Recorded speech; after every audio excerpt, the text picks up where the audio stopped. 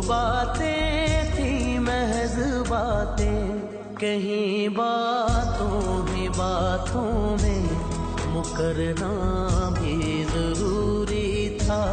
तेरी आँखों के दरिया का उतरना